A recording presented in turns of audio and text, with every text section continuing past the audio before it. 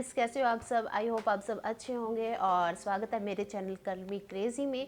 और आज हम बात करने वाले हैं कि अगर आप प्रेग्नेंट हैं और आपके शरीर में खून की कमी है तो किस तरीके से आपको खून की कमी को है जो कि दूर कर सकते हैं। सो फ्रेंड्स, जैसे कि प्रेगनेंसी के टाइम पर जो प्रेग्नेंट लेडीज़ होती है उसके अंदर खून की कमी का है जो कि खतरा बहुत ज़्यादा होता है। तो इसलिए हमें अपनी शुरुआत से ही अपने खून का जो लेवल होता है उसको मेंटेन करके रखना चाहिए। सो फ्रेंड्स, अगर आपके शरीर में खून की कमी हो जाती है तो इसका सीधा इफ़ेक्ट हमारे बेबी के विकास पर पड़ता है। तो इसलिए आपको अपना जैसे कि एचबी लेवल होता है या खून की कमी, उसको आपको मेंटेन जरूर रखना चाहिए। और इसके साथ ही आपकी जैसे कि जो डिलीवरी टाइम होता है उस टाइम पर भी दिक्कत आ जाएगी अगर आपका एचबी लेवल कम है। सो फ्रेंड्स, प्रेगनेंसी के टाइम पर एचबी कम क्यों होता है? क्योंकि उस टाइम पर ब्लड की जो कि हीमोग्लोबिन की डिमांड बढ़ जाती है। उस टाइम पर हमारे शरीर में एक छोटी सी जान पल रही होती है, तो उसके लिए भी न्यूट्रिशन की ज़रूरत होती है और साथ ही हमारी बॉडी के लिए भी। तो इसलिए है जो कि एचबी का जो लेवल होता है वो कम हो जाता है। लेकिन हमें अपने किन किन तरीक़ों से है जो कि इसको मेंटेन करना है वो भी मैं आपको बताऊंगी। कौन कौन सी चीज़ें हमें डाइट में लेनी चाहिए जिससे हमारा एचबी लेवल है वो मेंटेन रहे। सो फ्रेंड्स, जो एक प्रेग्नेंट लेडीज़ होती है या फिर एक लेडीज़ होती है उसके अंदर जैसे कि ब्लड की जो मात्रा होनी चाहिए वो 12 से 16 के बीच में होनी चाहिए।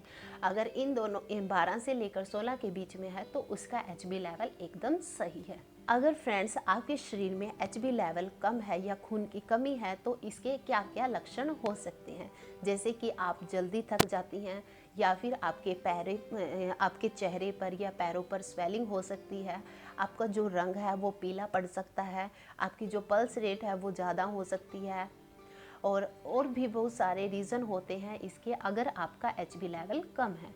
सो फ्रेंड्स, इसलिए हमें अपने एचबी लेवल को मेंटेन रखना चाहिए ताकि हम और हमारा बेबी दोनों स्वस्थ रहें। सो फ्रेंड्स, अब बारी आती है कि हम अपने एचबी लेवल की जो कमी होती है उसको किस तरीके से दूर कर सकते हैं। सबसे पहले हमें अपनी जैसे कि डाइट में चुकंदर और पालक का सेवन है जो कि वो जरूर करना चाहिए। सो फ्रेंड्स, यह हीमोग्लोबिन बढ़ाने में बहुत ही ज़्यादा हेल्प करता है। अगर आप इसका रेगुलर सेवन करोगे तो आपका कुछ ही दिनों में ही आपका एचबी लेवल है वो मेंटेन हो जाएगा।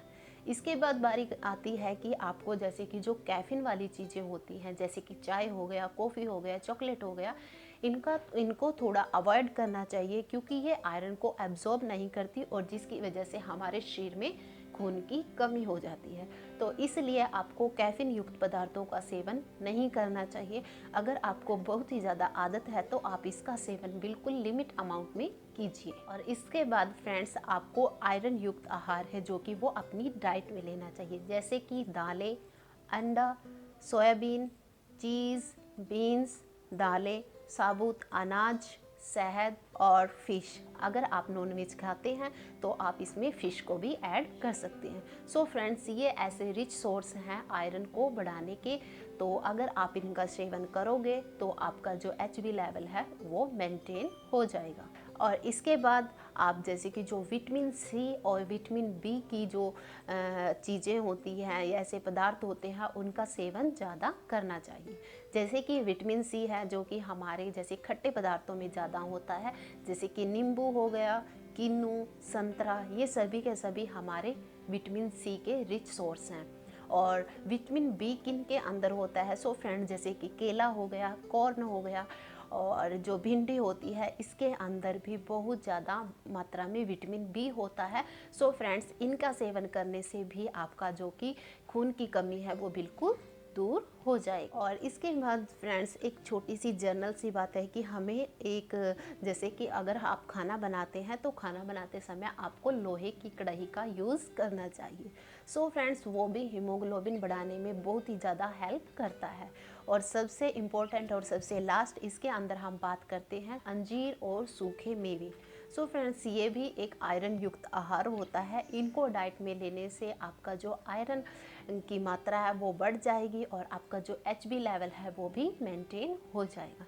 सो फ्रेंड्स, HB का जो लेवल होता है वो हमारे शरीर में मेंटेन होना चाहिए, क्योंकि HB एक ऐसा प्रोटीन होता है जो कि हमारे शरीर में ऑक्सीजन को हर एक पार्ट तक पहुंचाने का काम करता है, और हमारे बेबी के लिए पोषण और ऑक्सीजन पहुंचाने का काम भी हीमोग्लोबिन ही करता है। सो फ्रेंड्स, इसलिए हमें इसे अपने शरीर में इसकी कमी नहीं होने देनी चाहिए, और अगर आपके शरीर में इसकी कमी है तो आप एक बार डॉक्टर से भी अच्छे से एडवाइस लीजिए, और उसके बाद आप अपनी खून की कमी को है जो कि दूर कीजिए, क्योंकि यह आपके और आपके बेबी के लिए बहुत ज़्यादा ज़रूरी है।